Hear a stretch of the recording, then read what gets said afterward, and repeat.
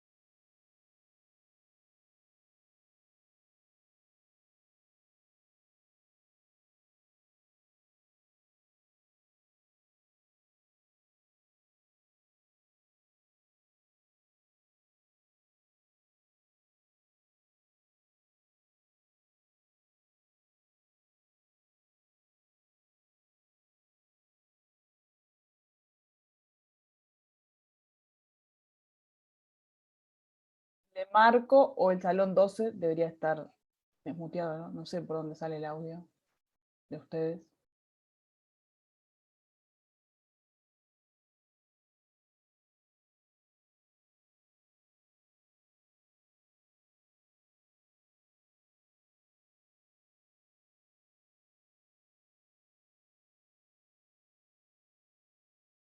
Yo qué sé. ¿Ahora se escucha? Sí, ahí, perfecto. Ahí, perfecto.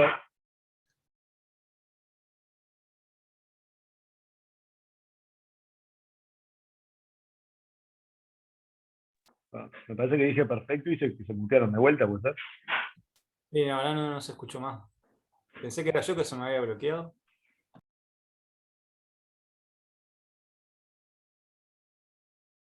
Goyeneche, llamá a la botijada de facultad, que son los que lo resuelven todas las semanas, ¿no? Callate, callate. ¿Por qué no me lo decís acá, vos? Dale, a ver. Hola, hola, ¿se escucha? ¿Se escucha? Ah, se Probando, repite. probando. ¿Cómo es eso de se repite? Que silenciar Saca Saca Marco. Ah, Sì, sì, il salone 2. Se si quita il sonido non hai problema.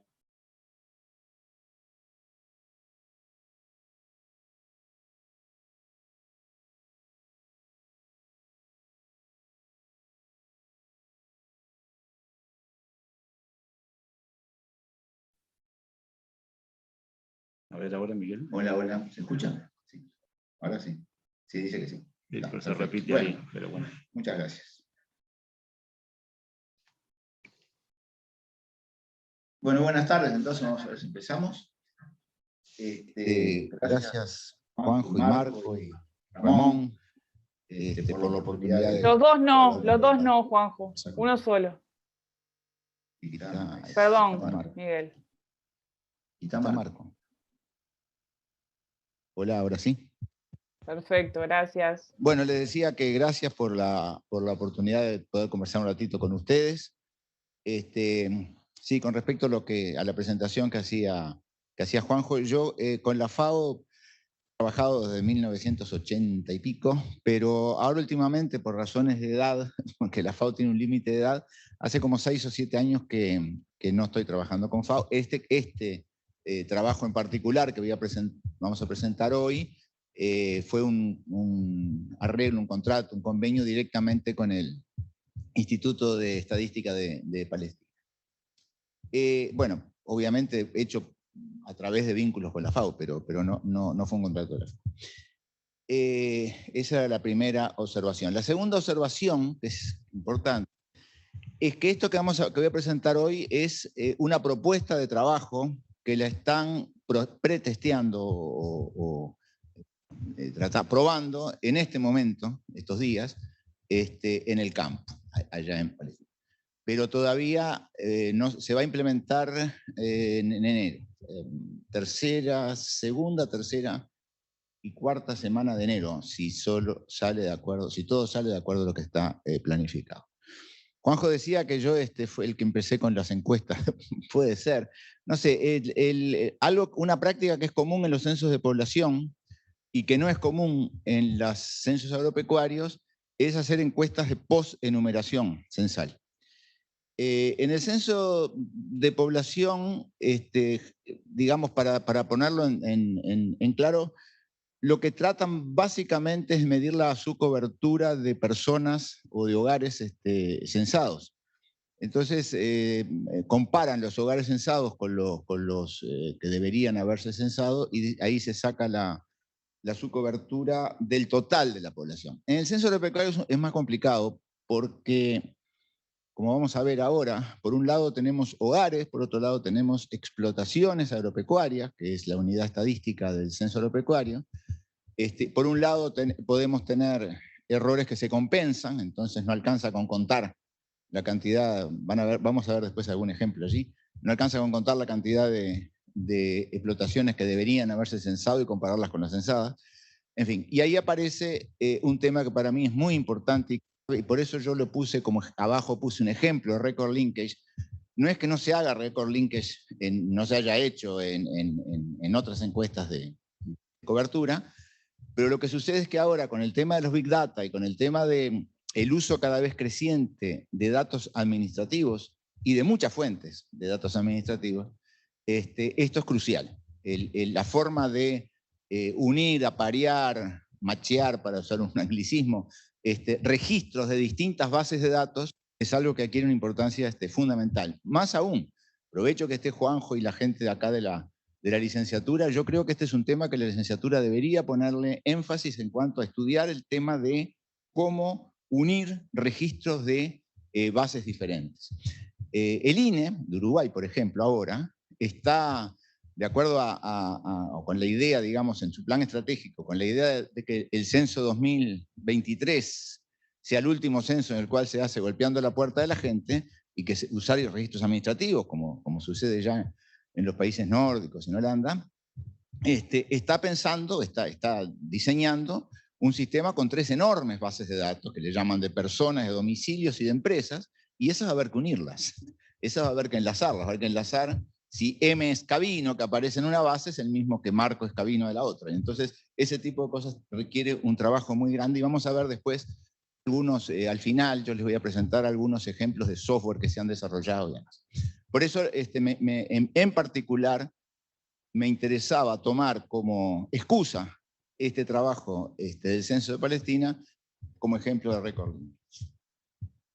Las preguntas las hacemos al final, ¿no? Después, o cuando quieren, si quieren, levantan la mano.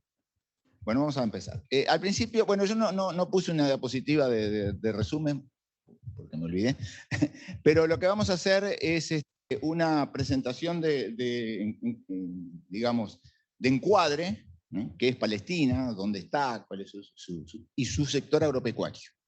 Luego, las características en particular de este censo agropecuario que se está levantando ahora. Luego, las características del diseño que proponemos nosotros para la encuesta de postenumeración censal. Y por fin, cómo esto se junta con el enlace de registros, ¿verdad? Bueno, allí tienen ustedes el Buró de Estadística, viene a ser algo así como el INE, es la oficina central de estadística del país, y junto con el Ministerio de Agricultura están desarrollando este proyecto. Como ustedes saben, Palestina es un país muy reciente, fue creado en 1947, y tienen en su historia un solo censo agropecuario, en el año 2010, y este es el segundo Censo Nacional Agropecuario. Este proyecto, cuando uno lee el proyecto, contempla que la evaluación, si uno mira el proyecto, dice la evaluación de la cobertura y la calidad del censo. Mi experiencia es que evaluar la calidad del censo sin medidas objetivas es muy difícil. Persona declaró que tenía 3 hectáreas en el censo, va a declarar 3 hectáreas y le pregunto ahora. Hay que medirse. Y las medidas objetivas, que en muchos casos es medidas con GPS, antes cuando yo era chico eran con cinta métrica y cuerda, y con pesajes también, se cosecha una parte, se pesa, en fin, eso es costoso. Y ellos han dicho que no tienen recursos para hacer eso. De todas maneras, la calidad del censo la van a evaluar, o tienen previsto evaluarla por otros caminos, ¿no? Por ejemplo, el control contra datos externos. Por ejemplo, producción contra exportaciones o consumo de los hogares, que ellos tienen un índice de precios con una canasta, en fin. Ese tipo de cosas sí. Registro del Ministerio de Agricultura también. Pero no se va a hacer en esta instancia. Como dice ahí, las últimas 3 semanas de enero se levantaría la encuesta esta de posenumeración, y el trabajo se está desarrollando ahora y empezó el 1 de octubre. Bueno, como encuadre nomás, ahí tienen ustedes, Palestina es un país muy pequeño, que está, bueno, en realidad este es un mapa posible, este es el mapa oficial en este momento de Palestina. Todo el norte, la zona de los Altos del Golán, etcétera, que están, no sé si acá sale esto, están por acá arriba, por acá, todo esto está contestado con Israel. O sea, el mapa oficial actualmente es este. Tiene 2 partes, como ustedes ven, lo que está en verde allí, completamente separadas. Esto se llama la Cisjordania, quiere decir de este lado del Jordán, del río Jordán, o el West Bank, como le llamamos en el censo, y esto es la Franja de Gaza. La Franja de Gaza limita con el Mediterráneo y un pedacito con Egipto, y el West Bank limita con Israel y con Jordania. El país es muy pequeño. El país tiene 6.520 kilómetros cuadrados, es decir, un poquito más grande que el departamento de Colonia, para que se ubiquen, pero 4.800.000 y pico de personas en el 2017. La actualización de este dato no lo tenían todavía, pero es bastante más porque el crecimiento demográfico es muy fuerte, es muy grande allí, ¿no? Y es interesante también a los efectos de nuestro ejercicio notar eso. La zona de la Franja de Gaza tiene 5.000 habitantes por kilómetro cuadrado, mientras la zona de la Cisjordania tiene 732 habitantes por kilómetro cuadrado. Entonces, la Cisjordania es la zona donde se desarrolla, como ven allí, el 91% de la superficie cultivada, de acuerdo al censo del 2010. La Franja de Gaza es una zona muy urbanizada, muy pequeña, muy concentrada, muy densa, con una superficie de explotaciones pequeñas también. Pues fíjense que había en el censo 2010 110.000 explotaciones agropecuarias, productores, que cultivaban 120.000 hectáreas, es decir, 1 hectárea y poquito por explotación, pero en la Franja de Gaza es media hectárea. Como son muy pequeñas las explotaciones, vamos a ver en la otra diapositiva que el límite mínimo que ponen, que en Uruguay es 1 hectárea para ser censado, allá son 1.000 metros cuadrados, es decir, un décimo de hectárea. Y si tienen cultivos con cubierta protectora y con invernaderos, media hectárea. 500 metros cuadrados. ¿Está? Bueno, allí para que tengan idea, los principales productos son cultivos, que es el 25% de la producción del país, agrícola, ¿verdad? Trigo, cebada, frutas secas, etcétera, y producción animales básicamente para autoconsumo y mercados locales, vacunos, cabras, camellos, aves de corral. Eso para tener una idea del encuadre. Bueno, 2021 PAC es el censo agropecuario. 2021 Palestinian Agricultural Census, ese es el nombre oficial del censo agropecuario. La unidad estadística es la misma, la que es común en casi todos los países, está definida por la FAO en los programas agropecuarios. Este es en particular para el programa actual. que es la unidad económica de producción bajo gestión única, etcétera, que comprende todas las tierras, todos los animales, independientemente del tamaño, etcétera. Y por razones prácticas, los países, como Uruguay puso 1 hectárea como mínimo, los países ponen algún límite mínimo. En el caso de Palestina, el límite mínimo para ser censado tienen que cumplir con algunas de estas limitaciones, o de estas límites inferiores. O 1000 metros de tierra, en el caso de ser tierra abierta, tierra no bajo cubierta protectora, o 500 metros bajo invernadero, o una cabeza de ganado, una vaca o tiene un ganado mayor, ¿verdad?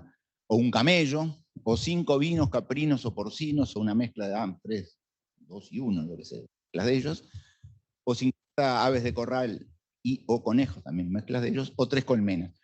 Entonces, esto es interesante por lo siguiente. Esto ya lo he visto en otros países, ¿no? En varios países, este tipo de límites mínimos combinados. Esto es interesante porque obliga a que el censo agropecuario se levante en a veces son 2 etapas, a veces es una misma etapa, pero en 2 instancias. La primera, que llamamos de despiste o de determinación de si estamos en presencia de una explotación o no, y la otra luego, si pasa alguno de estos límites, el llenado, digamos, de la boleta censal grande. Entonces, así se hizo también en Palestina. La idea es, se golpean las puertas de todas las casas, de todos los hogares, de todas las viviendas, de todos los establecimientos que se encuentren. Y se aplica un formulario que se llama Screening Form, o sea, de determinación, de despistaje, donde se hace esta pregunta: ¿usted o algún miembro de este hogar o de esta empresa o lo que fuera, o esta empresa, cultiva más de 1000 metros de tierra? Si sí, pum, se hace el formulario. Esto es automático porque, como vamos a ver ahora, se están usando tabletas. Muy bien. A los efectos del censo, los países en general, y este no es una excepción, se dividen en sectores de empadronamiento o sectores censales, ¿verdad? Esto es importante también. Bueno, primero, es importante que es la misma subdivisión que el Censo de Población y Vivienda que hicieron en el 2017. Eso es útil porque, primero, toda la base cartográfica la tienen, que es la misma del Censo de Población, y segundo, permite luego el cruzamiento a niveles muy mínimos de agregación, porque el sector censal es chico, de cruzar datos con el censo de población, ¿verdad? Esto es una buena cosa. El país administrativamente se divide en 16 gobernaciones, que son los departamentos nuestros, digamos, 16 subdivisiones territoriales, 11 en la Cisjordania y 5 en la Franja de Gaza. A su vez, estas gobernaciones se dividen en lo que serían distritos o municipios, que son las localidades, y estas fueron para el censo divididas en sectores. Y acá viene una parte interesante de este censo en particular.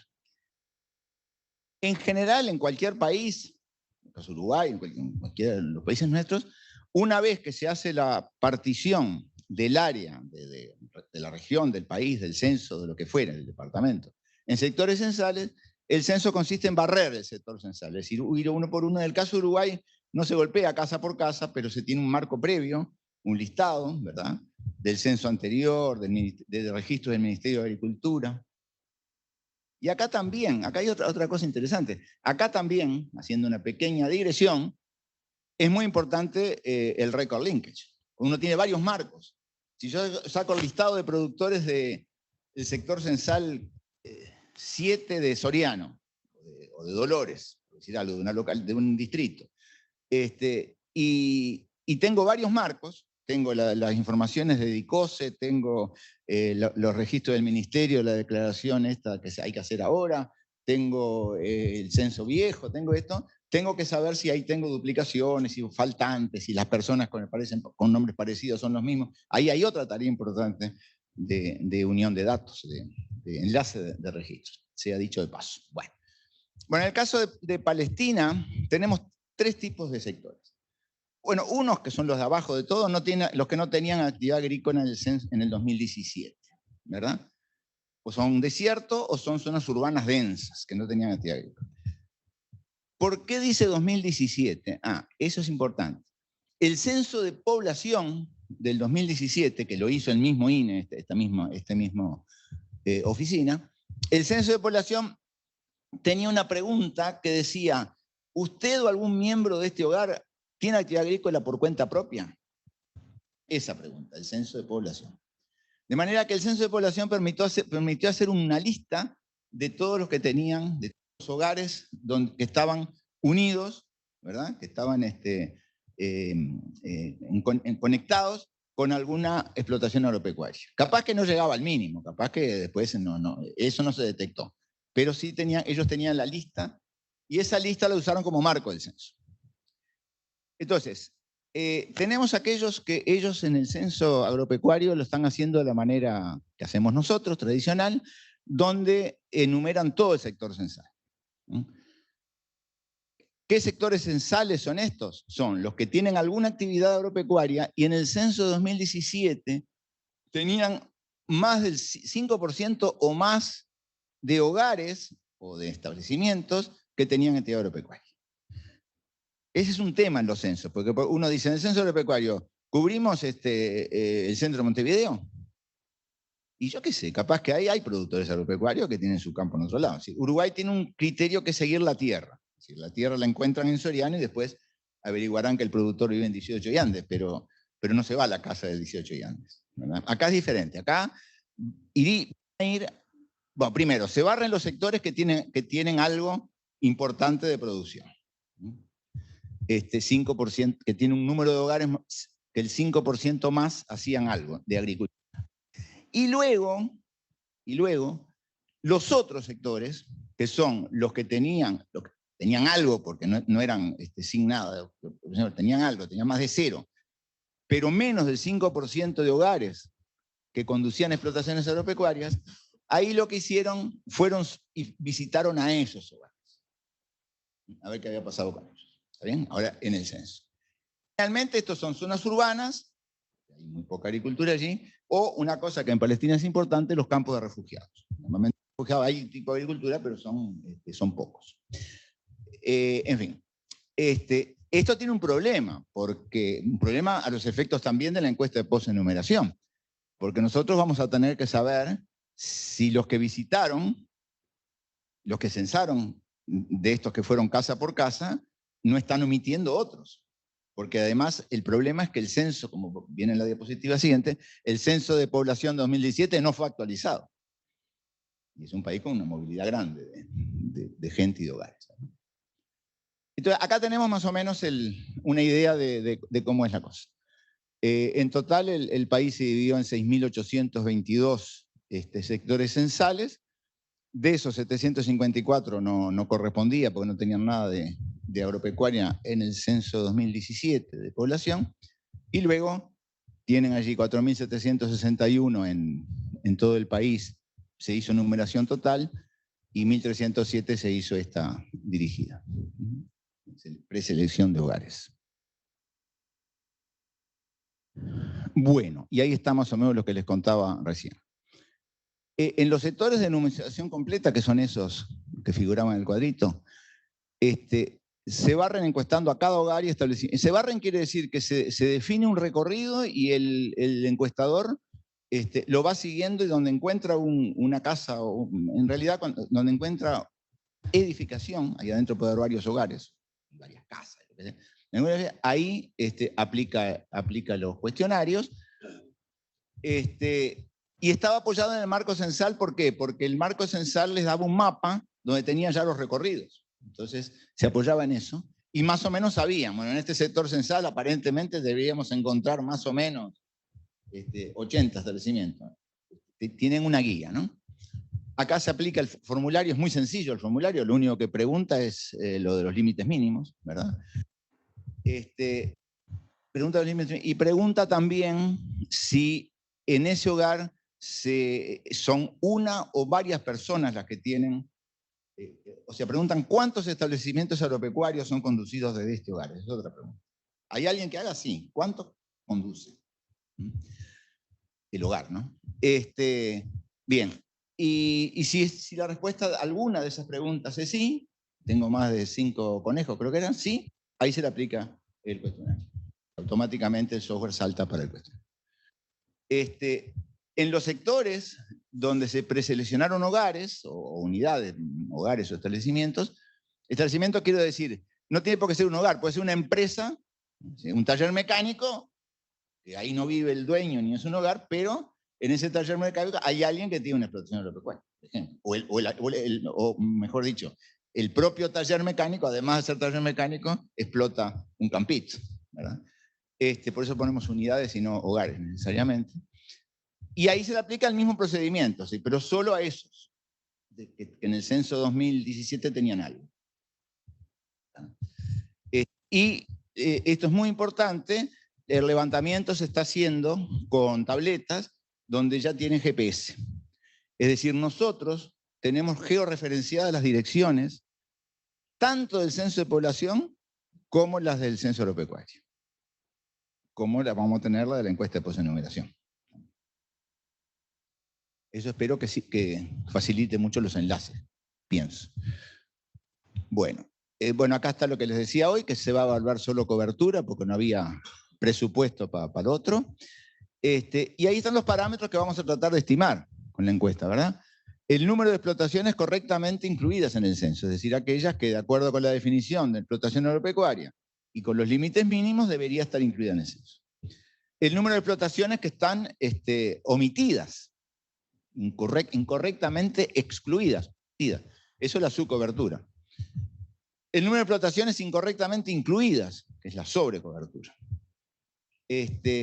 Con esos 3 parámetros estimamos los errores de cobertura, como vamos a ver un ejemplito después.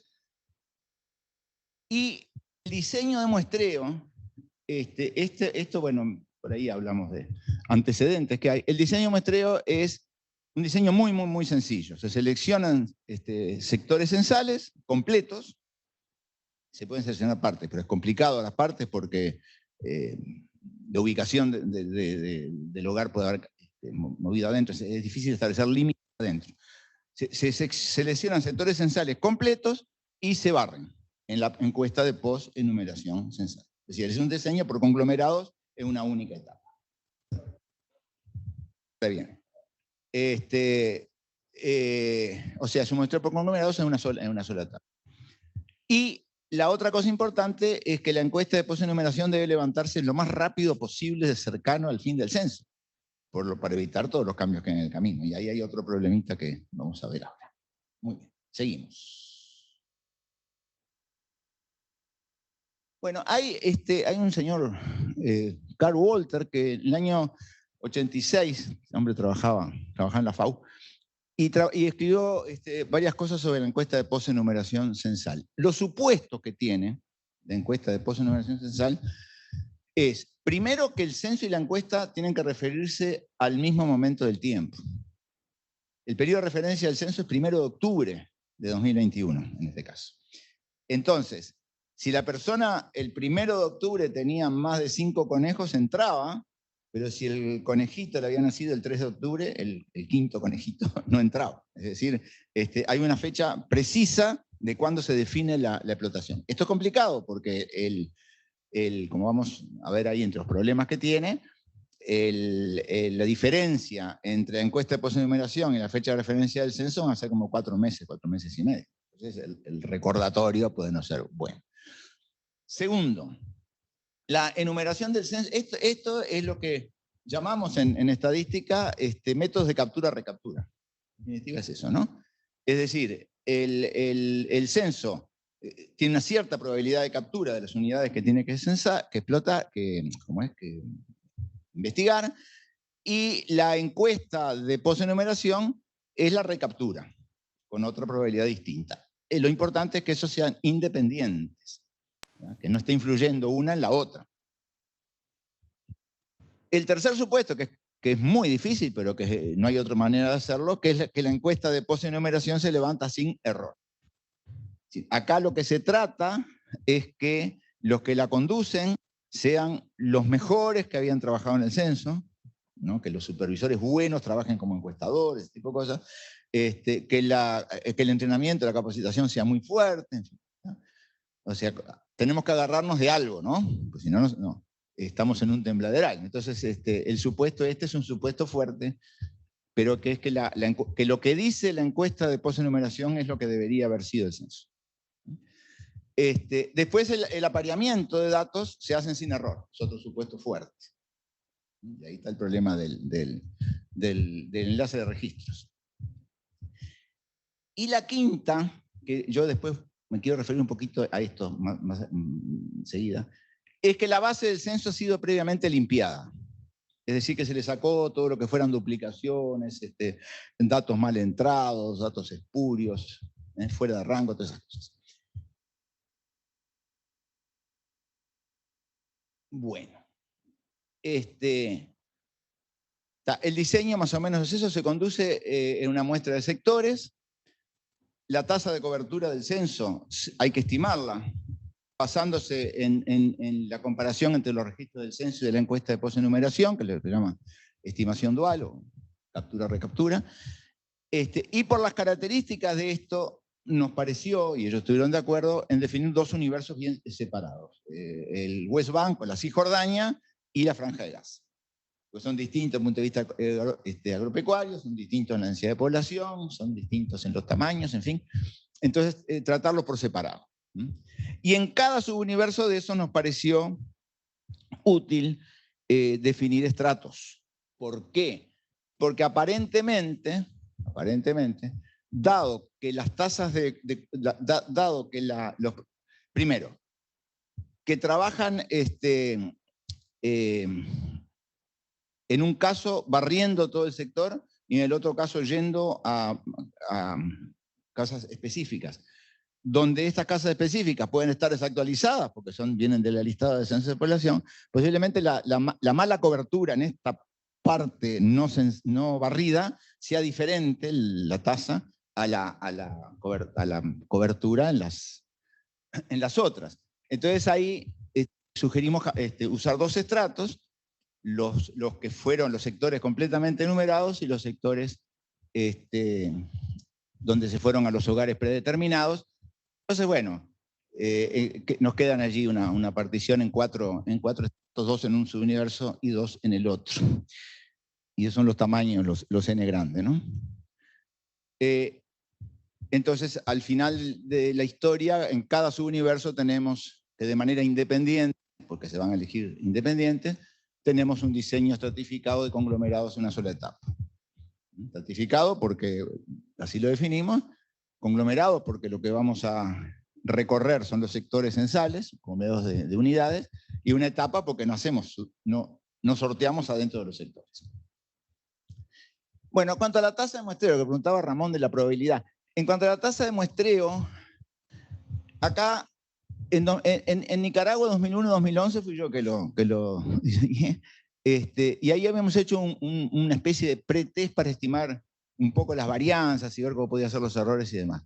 Pero después me encontré que en el caso de Brasil e Italia, que también hicieron encuestas de posenumeración, y Tailandia en 2013, las tasas eran muy parecidas, 4%, 5% fue en Tailandia, capaz que no, Brasil y el otro miraron que estaba hecho de antes, pero también era el 4%. Entonces supusimos una tasa de alrededor del 4%, y entonces ahí tiene, si ponemos asignación proporcional, cómo quedarían los tamaños, ¿no? Al final de todo tienen 240 sectores censales a barrer. Ahora vamos a ver esto qué implica desde el punto de vista de carga de trabajo estimada.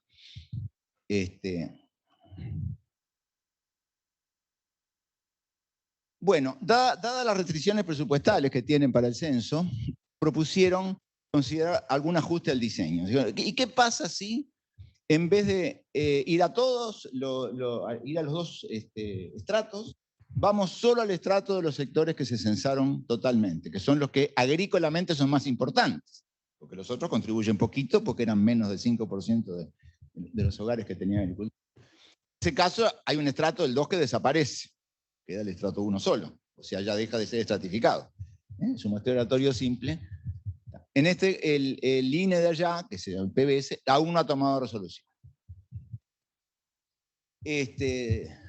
Como todas las burocracias demoran. No, y después la otra era, que se la sugerí yo, era usar tasas diferentes, tasas de muestreo diferentes dado a esa eventual heterogeneidad, ¿no? Entonces, claro, yo les decía, si usamos una tasa de muestreo más alta en aquellos sectores donde se eligieron lugares, mejoramos la precisión ahí, donde supuestamente hay más su cobertura. Pero por otro lado, no importa mucho desde el punto de vista agropecuario. Que ahí haya mala cobertura no les va a influir demasiado. Entonces, bueno, esa es otra de las cosas que todavía no... Lo dejamos para esperar los resultados del pretest que están haciendo ahora, en este momento se está haciendo, en unas localidades, y ver qué pasa. Esto es mucho de así, ¿no? De prueba y comparación de los resultados. Bueno, acá hay una cosa que hay que tener en cuenta. Si esto se estuviera haciendo en Uruguay, nos ocuparíamos solo de las explotaciones agropecuarias, porque no se va a otro lado a recoger el censo. Pero allá están los hogares. Entonces, en realidad tenemos 4 conjuntos nosotros. Si pensamos en las direcciones georreferenciadas de la tableta, del GPS, tenemos 4 conjuntos. Los hogares georreferenciados en el censo de población, los hogares, un subconjunto de que son los hogares georreferenciados que tenían algún tipo de actividad agropecuaria en 2017, los hogares georreferenciados en el censo agropecuario, esos, y los que tenían unión con eso. Por otro lado, por otra base de datos, van a estar las bases de datos de la encuesta de posenumeración, que también tiene direcciones georreferenciadas, ¿no? Entonces, había que tomar una decisión. ¿Qué vamos a ver? ¿Cobertura de hogares o cobertura de explotaciones? Porque una explotación puede haber sido omitida o porque se omitió el hogar que la conduce, o porque se eligió el hogar que la conduce y se comieron que ahí había una explotación, ¿verdad? Entonces, al final se resolvió que nos vamos a ocupar solamente de las explotaciones, de la cobertura de explotaciones. Entonces, en realidad ahora tengo 2 bases de datos. Tengo la base de datos o 3 si quieren.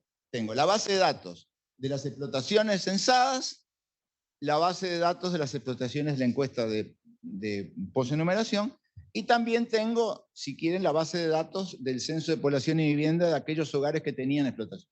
¿Verdad? Muy bien. El supuesto sobre la exactitud de la PES, que era el supuesto 3 o 4, quiere decir que las explotaciones que se vean en la encuesta de posenumeración son las que deberían haberse censado. Se hace sin error. Supuesto fuerte aquel que veíamos, ¿no? Y lo de abajo es lo que les decía. Todos ellos fueron automáticamente georreferenciados por el GPS cuando empezaban la encuesta. Acá están los conjuntos que les estaba diciendo. Claro, fíjense, conjunto de direcciones de unidades, hogares, establecimientos del censo de población, que fue lo que siguió de marco al agropecuario. B, el conjunto de aquellos, es un subconjunto de A, que es aquellos que estaban en el 2017 asociados a explotaciones. A', lo mismo para los del censo agropecuario, y B', lo mismo para los del censo agropecuario. A', las direcciones de hogares a los cuales golpearon para el censo agropecuario, que quedó registrado en el GPS, ¿verdad? Y la otra, cuando contestaron que sí, un subconjunto de ese que está registrado como que tiene una explotación agropecuaria asociada. Entonces, cuando miramos, por ejemplo, A menos A', tenemos las direcciones que estaban en el censo 2017, en el marco del censo agropecuario, y que no las visitaron ahora, en el censo agropecuario. ¿Por qué no las visitaron? Y capaz que desapareció de 2017 ahora, o capaz que las omitieron. Como les decía hoy, los datos del censo no fueron actualizados de población, ¿no? Y lo mismo pasa con las explotaciones. B menos B' son los hogares o explotaciones, con explotaciones, no, hogares o establecimientos, poner ahí, ¿no? Los hogares o establecimientos con explotaciones agropecuarias detectadas en el censo de población y vivienda y que no fueron censadas. También, capaz que ya no tienen más la explotación, o fueron omitidos los hogares.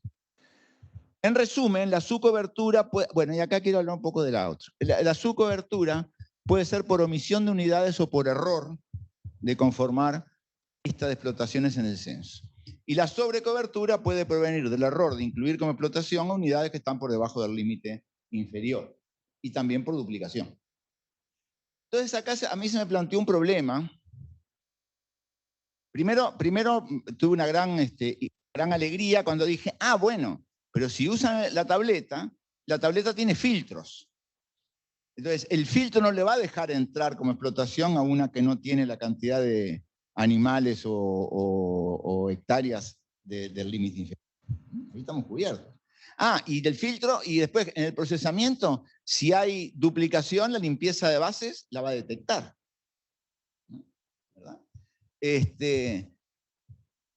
Claro, lo que no va a detectar otro tipo de errores, pero eso sí. Entonces yo enseguida, mi primera idea fue, no hay sobrecobertura, perdón.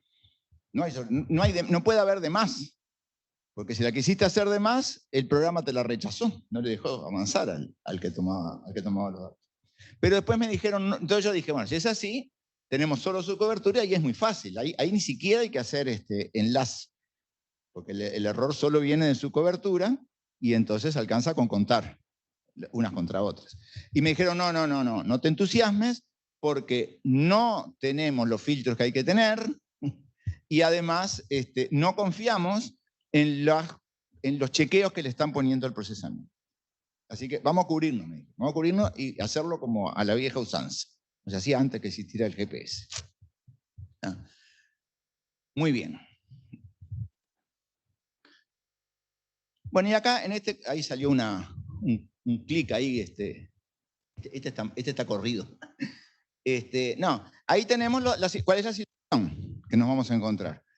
En la encuesta de posenumeración nos va a decir las unidades que deberían haberse censado, que son las que ella detectó, y las que no deberían haberse censado, porque son las que ella detectó que no son explotaciones. Y en el censo están las censadas y las no censadas, porque se omitieron, lo que sea. Entonces, lo que tiene el tilde ahí, poniendo que estuviera bien colocado el otro, es lo correcto. Las censadas que aparecen en la encuesta de posenumeración como que deberían censarse, está bien, y las no censadas que aparecen en la encuesta como que no deberían, está bien. Las que debían censarse y se omitieron, es la subcobertura, que le llamamos E, y las que no deberían, y fueron incluidas, es la sobrecobertura, que le llamamos I.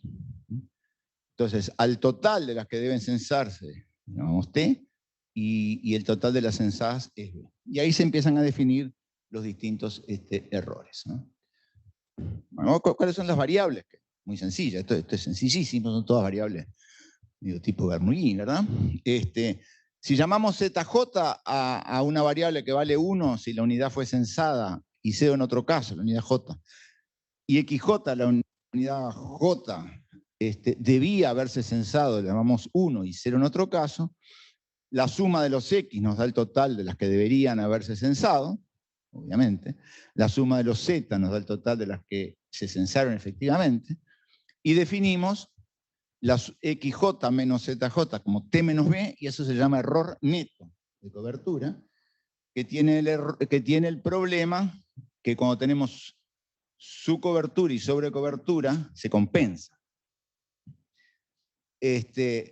Entonces, para evitar eso, se toma la suma de los cuadrados, eso se llama error bruto de cobertura, y el error total, que es el que más me gusta a mí, es la suma de las erróneamente incluidas más la subcobertura. Esto ya estaba. Bueno, la estimación es obvia porque es un estimador de tipo Howitt-Thompson, y es la del muestreo estratificado vulgar y silvestre que ustedes conocen. Se puede calcular los estimadores, las varianzas, para todos los parámetros. Bueno, este ejemplo, que es hipotético, está en inglés, perdonen porque lo hice para ello. Este es un ejemplito hipotético, que creo que es bastante ilustrativo. Este es el tipo de cosas que ellos, que una vez terminada la encuesta de presión de numeración nos vamos a encontrar, ¿verdad? Supongamos, podemos ir por columna, supongamos dos estratos, el 1 y el 2. En el estrato 1 hay 4 sectores de numeración seleccionados. En el estrato 2 hay 2 sectores de numeración seleccionados. Y agarremos uno cualquiera, el primero del estrato 1, y veamos por fila.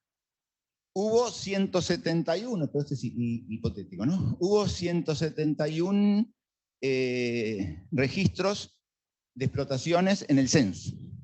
Eso fue lo que el censo relevó, 171. Vamos a la encuesta y la encuesta nos dice, no, sabe que eran 180, tenían que haber sido 180.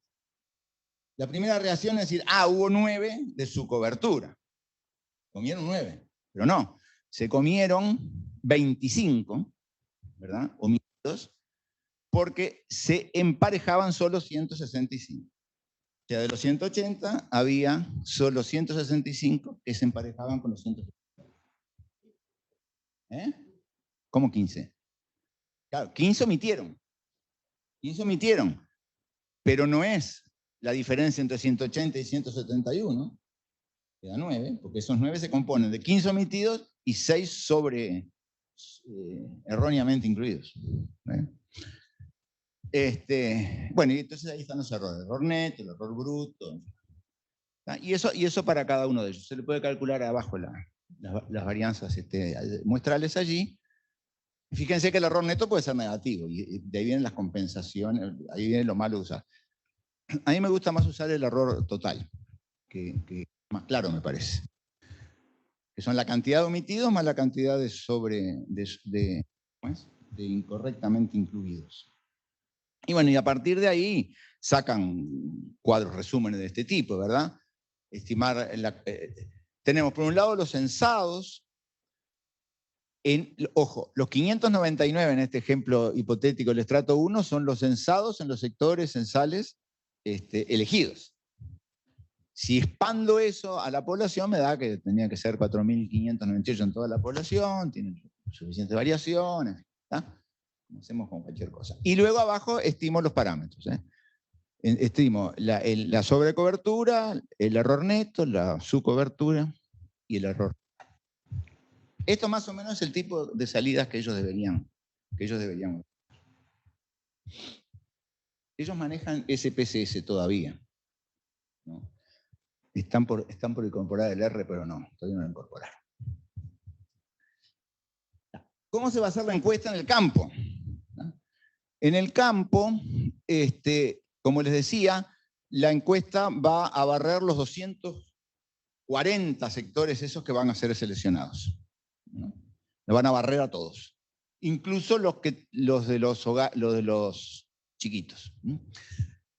La información también se va a levantar con tableta, se va a usar el mismo cuestionario, yo ahí tengo una duda, pero bueno, lo van a tener que probar ellos. Se va a usar el mismo cuestionario de identificación que se usó en el censo, para ver si era explotación o no. Ahí ahí tenemos, me parece que hay 2 problemas. El primer problema es la fecha de referencia. Cuando la persona le pregunten, capaz que no se acuerda la cantidad de camellos que tenía en el 30 de septiembre, ¿verdad? O el 1 de octubre, Ese es un problema. Y el otro problema es que por razones, que por ahí dijimos algo más adelante, por razones políticas hay mucha movilidad, sobre todo en ciertas zonas de la Cisjordania, zona fronteriza ya del norte de Israel, hay mucha movilidad de hogares, cambia mucho. Entonces, el tema que eso me parece que si no le agregamos alguna pregunta de dónde estaba viviendo usted cuando el censo, o el 1 de octubre, va a ser muy difícil poderlos casar con los datos. Más allá de que vamos a ver que hay una propuesta de casarlo además de con la dirección con otros enlaces. Bueno, en fin. Ningún encuestador va a trabajar en la misma área que cubrió en el censo. La otra cosa que es importante, que para no sesgar los resultados, el que va a hacer la encuesta de posenumeración va a ciegas. Lo único que lleva es el mapa. No sabe nada de lo que contestaron, ni cuánto sabían, ¿no? Porque si no estaríamos sesgando la información. Bueno, y acá está más o menos esto lo pidieron para el presupuesto, ¿verdad? Si nosotros comparamos los datos de población y vivienda con el agropecuario 2017 con el 2010, más o menos cada 10 hogares hay una explotación agropecuaria. O sea, había 104.000 explotaciones y había 1.000.000 más o menos 929.000 hogares. Eso por un lado. Por otro lado, cuando dividimos por la cantidad de sectores censales, bueno, eso fue un chequeo que yo hice, pero ellos ya me habían dicho que los sectores fueron definidos con el censo de población para tener entre 120 y 150 hogares. Si dividimos con los datos de ahora, esto nos daría más o menos, de ahora no, población, 136 hogares por sector. Entonces hay más o menos 13 o 14 o 15 explotaciones por sector. Acá en Uruguay hay 90 por sector agropecuario. Un sector es muchísimo más grande también. Muy bien. Entonces, para barrer los 240 sectores, les va a llevar visitar unos 30 o 35.000 hogares. Aproximadamente. ¿Verdad? Y ahí van a captar 3.000 o 3.500 explotaciones. Eso es más o menos el tamaño de la base que van a manejar. ¿Verdad? Ellos piensan contratar a 120 numeradores, como eran 240 sectores, que cada numerador haga 2 sectores. Termina uno y pasa para otro, y ellos estiman, de acuerdo a la experiencia que tienen con el censo, que más o menos en 3 semanas lo van a cubrir. Hay que verlo eso. Esta es la otra cosa. ¿Cómo se van a presentar los resultados? Bueno, primero, ¿dónde los van a presentar? La idea que yo tengo es que hay una publicación final del censo, que están en los cuadros y toda la cosa agropecuaria, es horriblemente larga de cuadros. Ahí se puede hacer una mención que se hizo una encuesta de posenumeración y no mucho más que eso, que la cobertura fue tal. Y luego, como van a hacer, se hace generalmente, un reporte técnico, publicación técnica, donde está la metodología del censo, los marcos, etc. Ahí sí, ir y profundizar en lo que se hizo. Pero después hay un dilema. Cuando tenemos 4% de tasa de muestreo, capaz que expandimos y nos da coeficientes de variación muy grandes. Y entonces aquello es medio un disparate. Entonces ahí yo creo que vamos a tener que decidir en su momento, si se dan los datos, la inferencia de los datos, o solo se presentan los resultados para los sectores censales barridos, o para las gobernaciones que dieron menor error. Pero por ahora eso no sabemos. ¿Está? Muy bien. Y acá viene el tema del record linkage o el apareamiento, ¿no? Como decíamos hoy, si esto fuera solo su cobertura no había problema, pero acá el problema es que tenemos que ver si la unidad que debería haberse censado realmente se censó, para poder determinar si hubo sobrecobertura o subcobertura. Entonces es un caso particular de lo que se llama el record linkage. Los métodos de enlaces pueden ser determinísticos, como el que vamos a usar posiblemente acá, o probabilísticos, ¿verdad? Acá proponemos un método determinístico en varias etapas. Se llama multi-stage record linkage. El tema es así. Cuando uno está trabajando con registros que van a ser marcos o lo que les decía hoy acá de línea Uruguay y todo, posiblemente el determinar que esta unidad, esta persona o este establecimiento de acá es el mismo que de la otra base de datos, con una probabilidad mayor del 80%, eso es relevante, porque en última instancia pueden ir y verificarlo, etc. En este caso no, porque en este caso lo que estamos tratando de saber es si hubo su cobertura o no hubo su cobertura. Estamos tratando de saber, no qué probabilidad hubo para que esta fuera la misma, sino o sea, el error, hay un error de tipo 1, ¿no? Decir debería haberse censado y no se censó, y en realidad no debería haberse censado, y el otro. Bueno, de esos dos, lo mejor, lo mejor que puede pasar es que nosotros digamos que no es la misma cuando en realidad es la misma. Entonces nos va a dar una cobertura un poco mayor. Pero nada más que eso, lo bravo es lo otro. ¿Verdad? Que digamos, no, la cobertura es muy chiquitita y sin embargo hubo un montón que se omitieron. Entonces yo creo que van a usar un método, eso es una. La otra es que es mucho más fácil desde el punto de vista computacional usar los métodos determinísticos. Lo que sucede es que si al final, como va a ser en varias etapas, como vamos a ver ahora, primero vamos a tratar de unir lo grueso a través de las direcciones. Luego, ahí ya bajamos el volumen ¿no? En realidad las comparaciones que hay que hacer son enormes, ¿no? Porque es el producto cartesiano de esos enormes conjuntos. No. Tratar de, primero, las que se pegan por las direcciones. Luego de lo que queda, vamos a usar un segundo identificador, que también se levanta en la encuesta. Pero vemos cuáles son. Después lo que queda, usamos un tercero. Y si queda un residuo importante, capaz que ahí, se usa un método probabilístico. Para ver. La gran ventaja que tenemos en este caso es que los hogares que están ligados a explotaciones están georreferenciados en las dos bases, en la base del censo y en la base de la encuesta de posición y numeración. Ese problema de que si se mudaron o si viven en un lugar distinto a que vivan antes, va a ser difícil unirlos, ¿no? Por eso dice ahí que no es suficiente la dirección. Entonces, en primer lugar, se me dijo que la situación política actual del país, en algunas regiones la movilidad de personas y de hogares es alta. Por tanto, las coordenadas captadas en ambas operaciones de campo serían en esos casos diferentes. Yo ahí quería, no me dejaron, pero capaz que con el pretest lo hacen, lo incorporamos después. Yo quería que hubiera una pregunta, si usted se mudó o se cambió de hogar en los últimos 4 meses, una cosa así, para tener una idea. Bueno, y lo que decía hoy, ¿no? La diferencia del tiempo entre una y otra.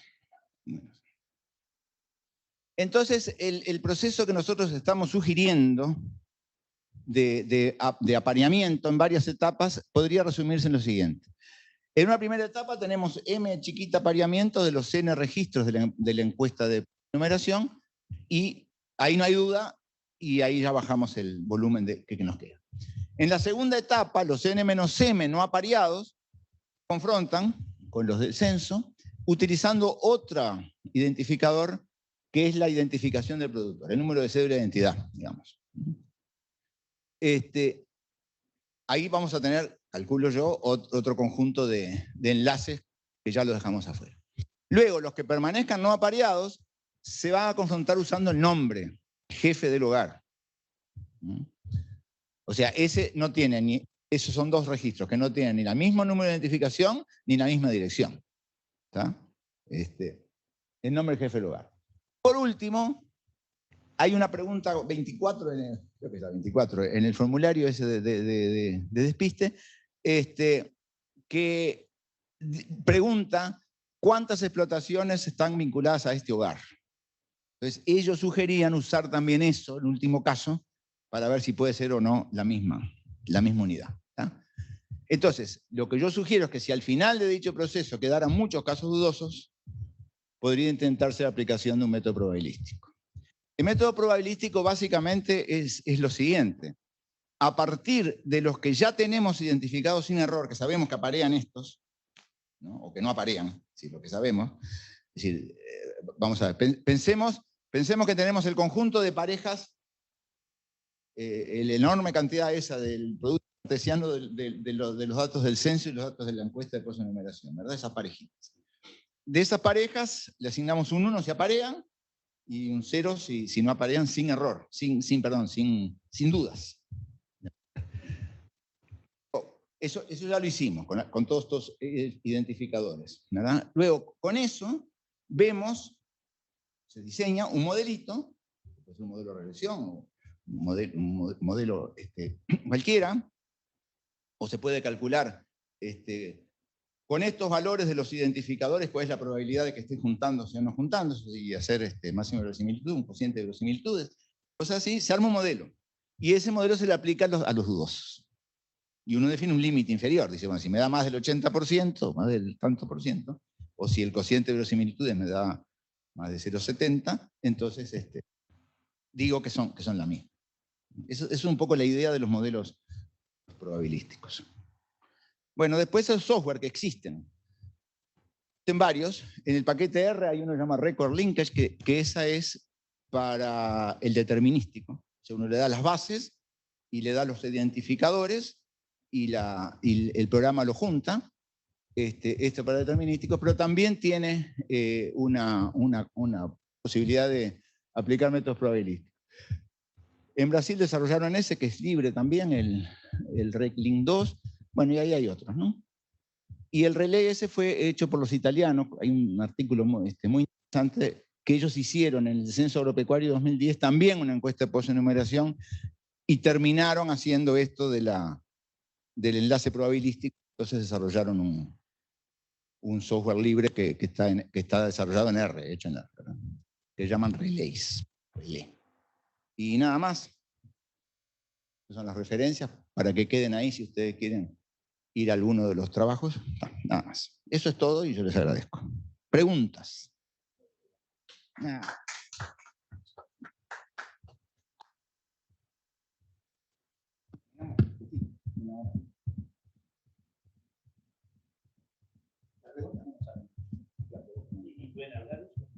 Sí, sí, sí. Bueno,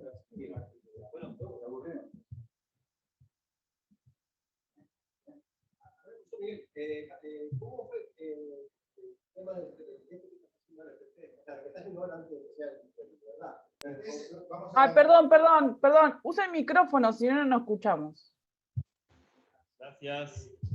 Hay una pregunta acá de Ramón de cómo va a ser el pretest. El pretest es un pretest. Es decir, ellos van a elegir una localidad, es decir, un distrito, donde se haya terminado el censo. Yo no sé si van a elegir un distrito donde se haya terminado el censo, van a elegir algún sector a mano, no aleatorio, digamos, y ahí van a tratar de hacer esto. O sea, recorrerlo, levantar la información y comparar con lo que recogieron en el censo, a ver qué les pasa. Ese es el pretest. Prueban el formulario y pruébanlo. Y ahí, claro, no va a ser una buena, es como todos los pretest, no es un piloto.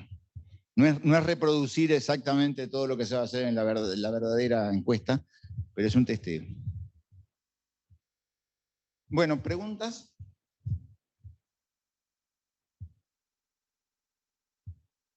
¿Le pareció útil, primero que nada? Más o menos. Se rían, ¿no?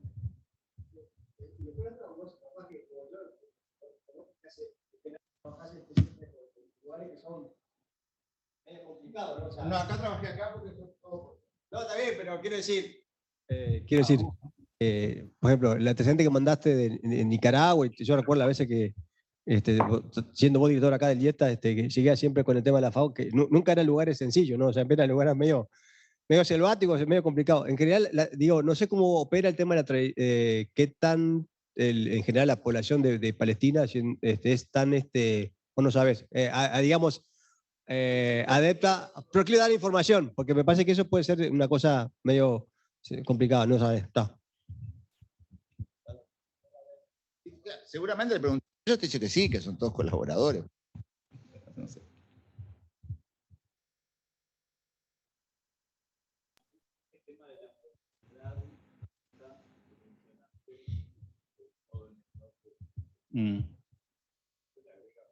Eso sí, claro, eso va. Claro. Sí, sí. Juanjo dice que el tema de la movilidad alta le agrega un componente. Como había pocos problemas todavía por cómo identificar, claramente no tienen RUT o cédula de identidad. Bueno, hablaste del documento de identidad del productor, pero... Eso figura en el formulario, tanto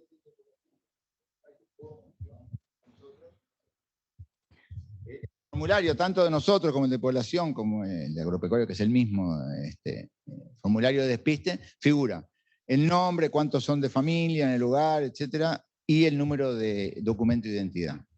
Eso figuran todos. La dirección física, la dirección postal, pero obviamente la dirección no nos importa porque está georreferenciada. Eso debe venir de los formularios de papel, no sé.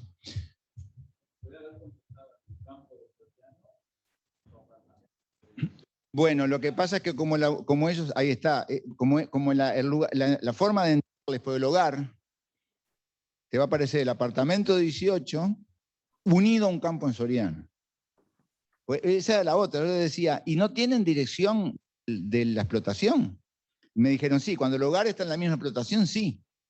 Si el hombre tiene plantío de olivos y vive ahí, ahí está la explotación y el hogar. Pero cuando no, va a quedar siempre el hogar. Lo único que sabemos es que ese hogar está unido a una explotación. Porque ellos entran por el hogar, a diferencia de lo que pasa acá, ¿no?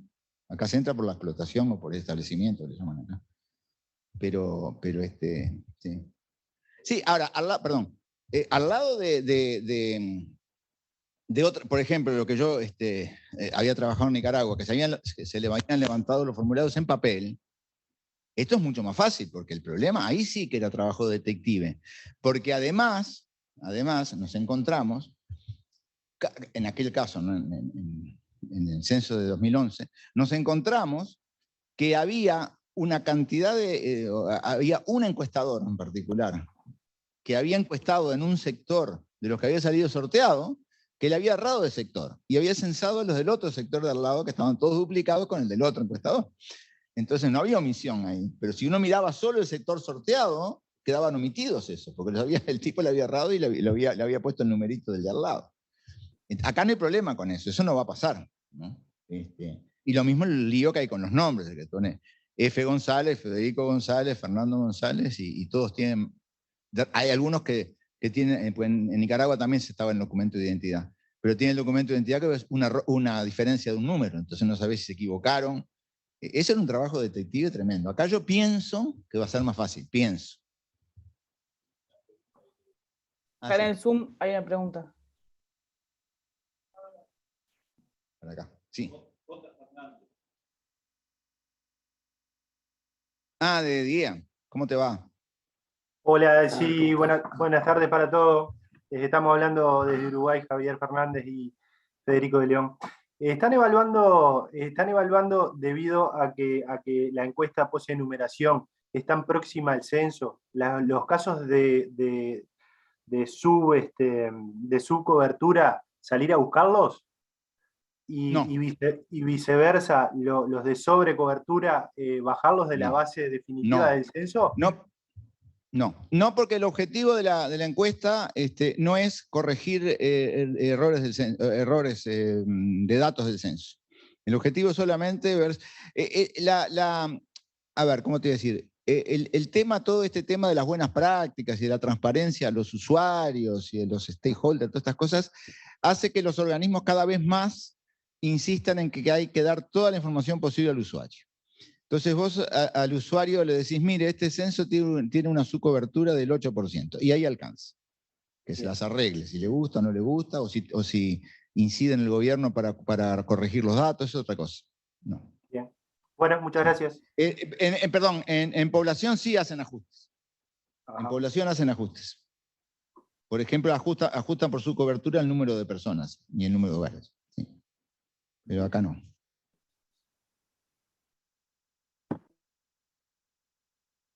Sí, pues acá, ¿cuánto tienen acá en Uruguay que tenemos en el 2023? El censo. El censo está proyectado en el 22. 22, año que realizarlo. El agropecuario. Está bien. Y también lo van a hacer con tabletas, imagino, con teléfono. La idea, sí, se está diseñando un formulario electrónico que se va a hacer en tabletas, y inclusive posibilidades que el productor lo rellene vía web, con asistencia, con un teléfono y asistencia personalizada también. Lleva una serie de controles, en el caso que el productor la conteste bien, estaría todo en orden, y si no si lo hace vía web y encontramos errores, se lo llama, y la idea es solucionarlo. Está bien.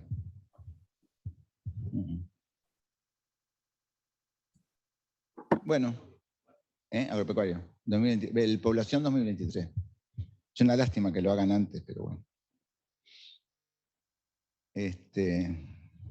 Bueno, digo, es una lástima que lo hagan antes porque el marco de población puede ser útil para el agropecuario, pero bueno, así se dan los tiempos. Bueno, no sé.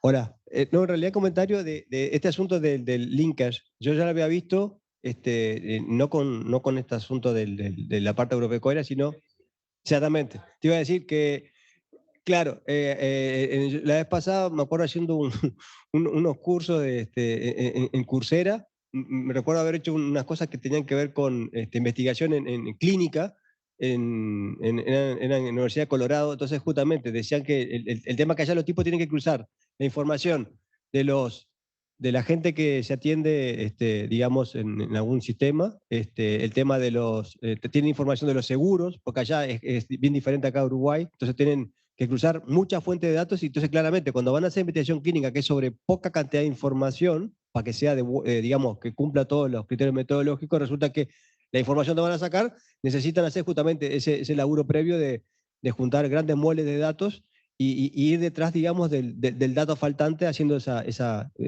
búsqueda inversa, como explicaste vos. Y parece ser como que es un medio de estándar también en la investigación clínica ahí en...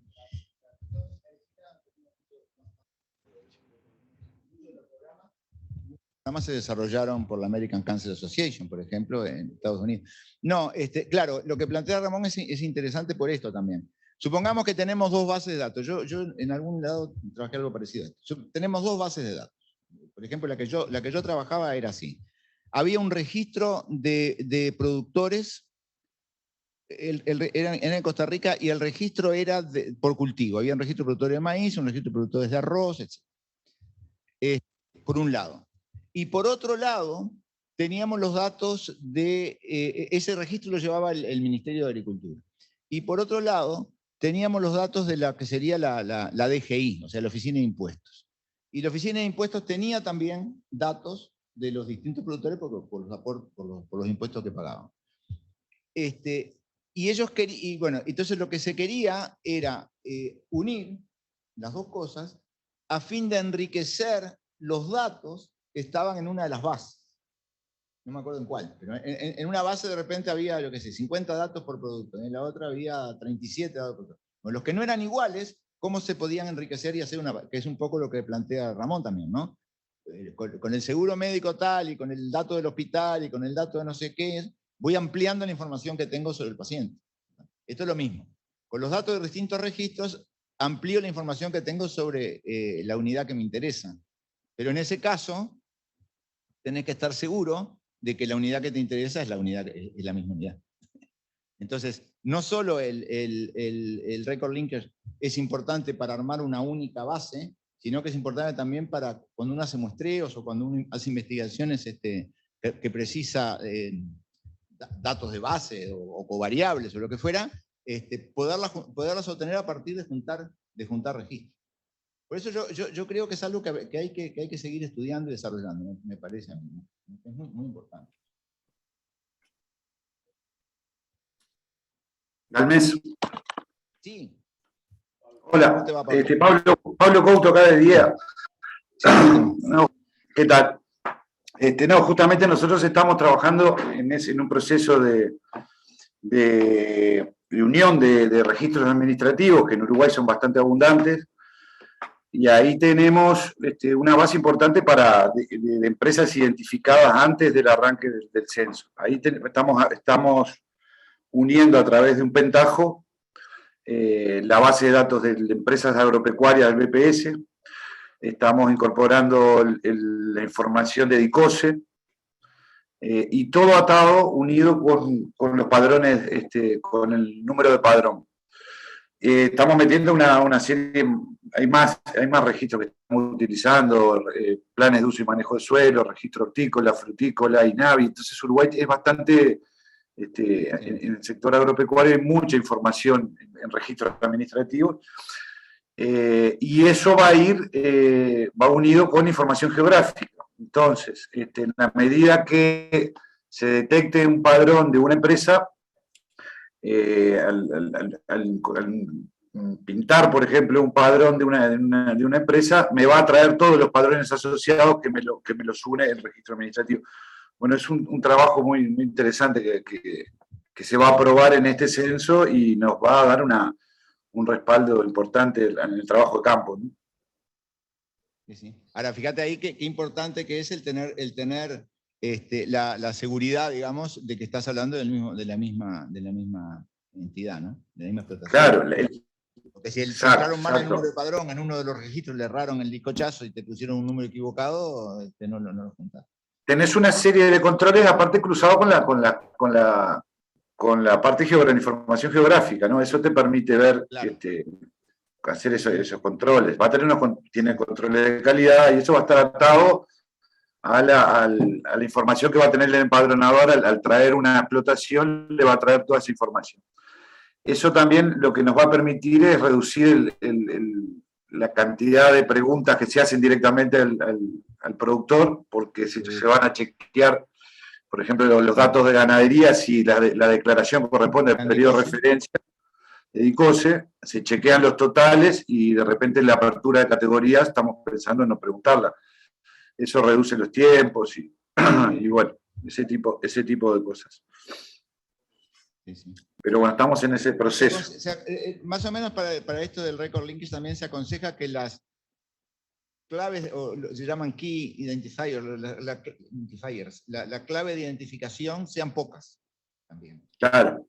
Si no te enloqueces, si son muchas, en alguna no te va a cuadrar, ¿no? Entonces vos tenés número de padrón, bueno, los que pasen por número de padrón son los mismos, ahí ya quedan unidos. Exactamente. No te alcanza con eso y tenés que meterle datos de la cantidad de ganado. Pero pocas clases. Exactamente. Muy bien. Sí, bueno, es importante. Y te digo más, yo creo que todo lo que son generación de datos basados en grandes volúmenes de información así de la realidad, como los censos o las encuestas, van por ese lado, van por ese camino. Se acabó el estar llamando a la persona y pidiendo los datos y todo cuando tenés todo en registro, ¿no? Y cada vez son más amigables también, porque cada vez tenés más formas de entrarle a la cosa. Sí, en Uruguay hay un trabajo previo que hay que hacer, que estamos intentando, en conjunto con el INE, de modificar esos registros que no tengan la utilidad simplemente para la institución como el BPS, sino que tengan mayor utilidad a este nivel estadístico, ¿no? Que ahí tenemos algunos deberes todavía que habría que ajustar, pero no es complejo. Yo creo que cuando se vea la importancia que tiene el problema de ajustar las definiciones, ¿no? También. Sí, la calidad del registro, de las variables, ajustar una serie de detalles que faciliten el uso estadístico del registro. Está bien. Sí, va para ese lado la cosa. En Noruega, en Suecia, en Holanda y en Dinamarca, y en Finlandia, ya no hay más censos cara a cara de población. Claro. Y están trabajando con el agropecuario, que es más complicado, pero están trabajando. Exacto. Sí, nosotros, por ejemplo, con el tema nosotros tenemos desarrollado un formulario web para las encuestas, incluso que lo que decía Federico, que vamos a aplicar en el censo agropecuario también. Pero hay un proceso previo cultural, no sé, de conciencia o la parte legal, no sé. Pero porque actualmente podríamos estar haciendo todos los relevamientos a nivel de encuesta web. El tema es que ahí hay que cumplir con los momentos oportunos de relevar la información y que lleguen en tiempo y forma, y ahí tenemos todavía bastante que avanzar. Si nosotros enviamos los formularios web, quizás en un mes te llega el 10%, y entonces ahí hay que trabajar un poquito más, pero estamos preparados ya para eso. Está muy bien. Bueno, no sé, acá Marcos es el que manda. Por favor, bueno, gracias. Agradecer nuevamente Miguel por su disponibilidad y por introducirnos a tantos temas reales relacionados al muestreo en un país de Oriente Medio. Agradecer a todos por haber participado por Zoom y en el Salón 4 de Facultad. Y bueno, a la próxima. Muchas gracias. Gracias. Bueno, muchas gracias. Hasta luego. Chao, gracias. Chao.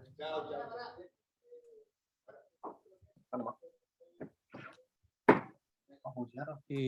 Bueno, sí, entonces está previsto también un seminario el próximo miércoles 8 de diciembre, en el cual se tratará de forma de reaseguro óptimos a cargo de las egresadas de la licenciatura en estadística, Daniela Ayala y Cecilia García.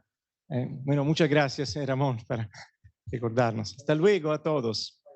No, gracias. Hasta luego, gracias.